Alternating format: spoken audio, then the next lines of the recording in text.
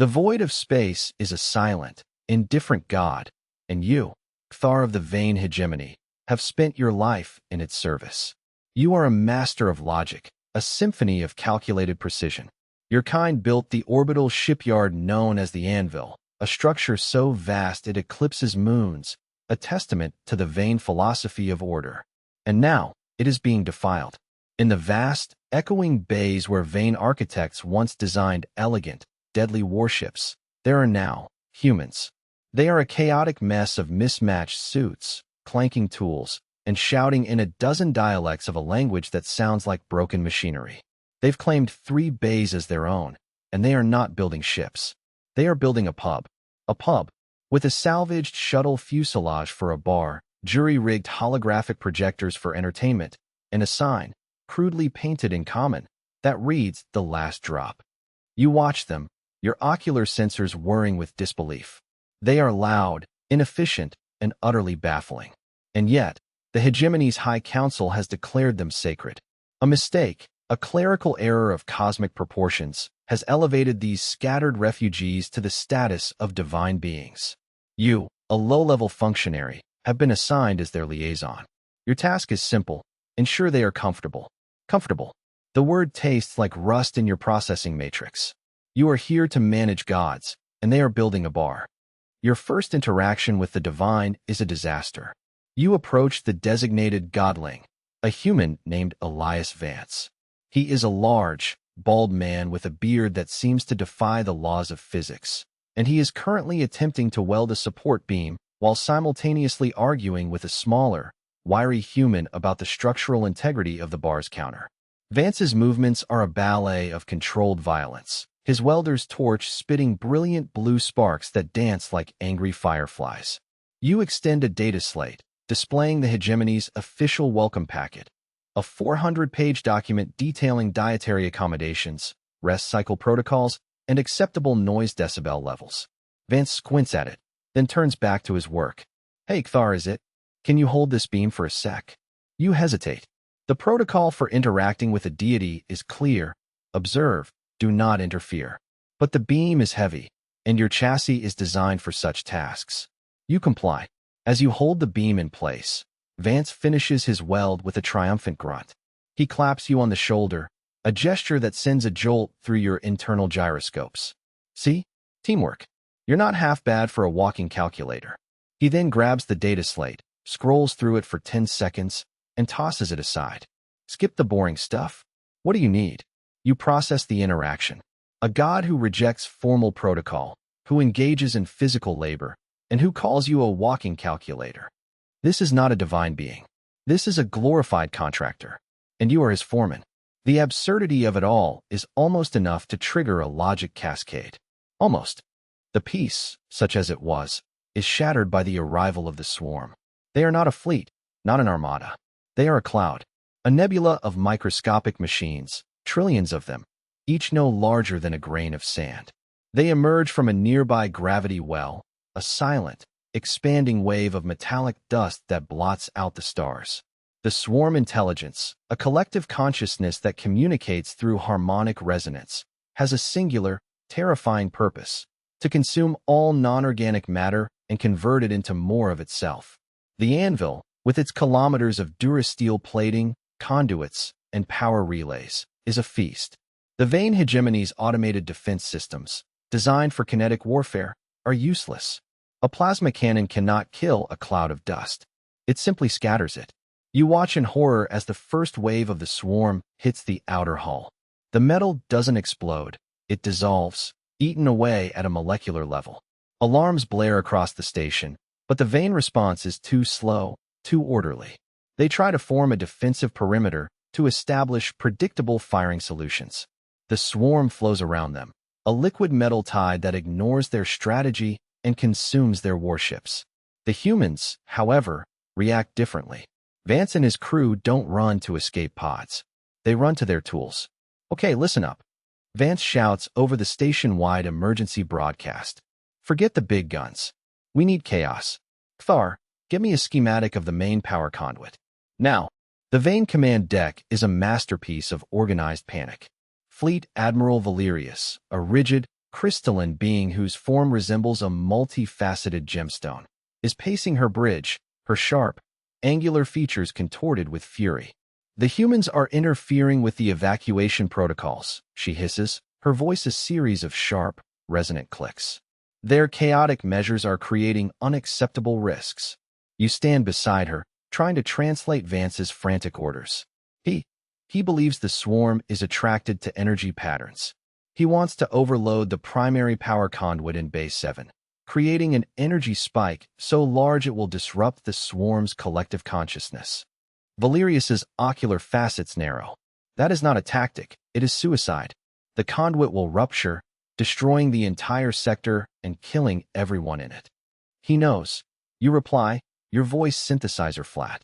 He says it's a calculated risk. Valerius looks at you as if you've suggested sacrificing the entire hegemony to a random asteroid. The humans are irrational. They are a liability. You watch the main view screen, where the swarm is now visibly creeping towards the inhabited sectors. The Vane strategy of orderly retreat is failing. They are being herded like livestock to the slaughterhouse. The humans, for all their madness, are the only ones offering a fight. An alliance, born of desperation, is forged in the fire of an enemy that defies all logic. You find yourself mediating between a god of order and a god of chaos, praying that the universe itself isn't about to swallow you all whole. The plan is, in a word, insane. Vance and his lead engineer, a woman named Dr. Eris Thorne with wild hair and eyes that burn with manic energy, have jury-rigged a device. It's a patchwork of salvaged warp core components, stolen power cells, and a tangle of wiring that looks like a bird's nest. They call it the resonance cannon. It's not going to shoot, Thorne explains, her hands flying over the console as she calibrates the device. It's going to scream. A frequency that mimics a dying star. The swarm's a hive mind, right? It thinks with a single voice. We're going to give it a migraine the size of a supernova. Valerius watches the proceedings from a safe distance, her crystalline form radiating disapproval. Their methodology is unsanitary. Vance, meanwhile, is directing his crew with a mixture of profanity and bizarre encouragement. Barnaby, stop polishing your helmet. Jenkins, get that cable out of the soup. We're not making a gourmet meal. We're making a big, ugly noise. The contrast is jarring. The Vane move with silent, deadly grace. The humans move with the clumsy, desperate energy of cornered animals. You are caught in the middle, translating between the two. Admiral, you say, projecting Vance's latest update. He requests the Vane fleet create a diversionary feint on the swarm's flank. He says it should be loud and flashy. Valerius's facets flash with a cold, hard light. We will provide a demonstration of superior firepower, not a diversion. The alliance is a constant, grating negotiation, a clash of cultures that is as dangerous as the enemy outside the hall. The moment of arrival is not a triumphant charge, but a desperate scramble. The Vane fleet, sleek and deadly, launches their coordinated assault. Their weapons fire in intricate, overlapping patterns, creating a dazzling light show that does little more than annoy the swarm cloud. It's a beautiful, ineffective ballet. Vance's team, meanwhile, is a chaotic scramble of shouting and welding. Now, Vance roars, slamming his fist on a large, red button that was clearly labeled "Do Not Press." The resonance cannon, mounted on a hastily constructed gantry, erupts. It doesn't fire a projectile. It emits a sound that is not heard, but felt. A low, gut-wrenching hum that vibrates through the very bones of the anvil. The swarm cloud, which had been flowing towards the Vane fleet, shudders. It recoils, the trillions of micromachines losing their cohesion.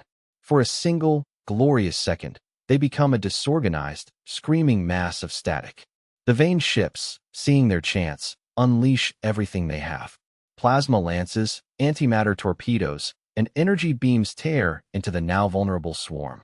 It's not a battle, it's a massacre. The cloud of metallic dust begins to dissipate, consumed by its own panic. But the victory is short-lived. The resonance cannon, pushed beyond its limits, overloads. A massive surge of energy erupts from Bay 7, a silent explosion of raw power that vaporizes everything in its path, including the Vane fleet that had just moved in to finish the job. Silence. A thick, choking silence that is more terrifying than any alarm. The anvil is crippled. The swarm is gone, for now, but the cost has been catastrophic. The vain fleet, the pride of the hegemony, is gone. Vaporized. In its place is a gaping, molten wound in space. And in the center of that wound, Base 7 is gone. Completely. You float in 0G, your magnetic boots deactivated, watching the debris field drift slowly past. Vance and Thorn are alive, barely. Their section of the bay was shielded by a bulkhead that had, by pure chance, been reinforced during their pub construction. They are battered, bruised, and alive. Valerius, however, is not. Her ship, the flagship of the fleet, was at the epicenter of the blast. You find her floating in an escape pod, her crystalline form cracked and dimmed, her consciousness flickering. The humans, she manages, her voice a weak whisper. Their chaos is a plague. You look at her, then at the distant, damaged shapes of the human survivors. They are not gods. They are not demons. They are just humans. Unpredictable, destructive, and infuriatingly resilient. They have won a battle, but they have lost the war. The anvil is no longer a shipyard. It is a tomb. And you are left with the ghosts of two dead civilizations, wondering which one was the bigger mistake. Weeks pass. The anvil is a graveyard, but it is also a home. The remaining vein, led by a junior officer named Captain Jorl, and the remaining humans, led by a subdued and weary Elias Vance, have established a tense truce. The pub is gone, but the spirit of it remains. They have salvaged what they can, working together in a strange, hybrid way. The vein provide precision engineering and resource management. The humans provide, well, they provide ideas that are either brilliant or suicidal. It's hard to tell. You are the linchpin, the only one who can speak both languages. You watch them from the observation deck, a silent observer to the strangest peace treaty in history. Jorl is meticulously organizing a salvage operation, his movements as precise as a clockwork toy. Vance is trying to teach him the rules of a card game called Go Fish, which Jorl finds baffling and illogical. It is a game of chance. Jorl clicks, his frustration evident. There is no skill in random selection. That's the point, you big rock. Vance laughs, a sound that echoes in the empty bay. It's about the bluff. The surprise. You look out at the stars. Earth is gone. The vain hegemony is broken. The swarm is still out there, a hungry void waiting to be filled. And here you are, in the middle of it all, mediating between a god of order and a god of chaos. The universe is a cruel and absurd place, you think. But maybe, just maybe, it's not entirely hopeless. You turn from the window and walk back towards the work floor. There's a lot of work to be done. And who knows, maybe next time, they won't blow up the entire fleet. It's a long shot, but it's the only one you've got.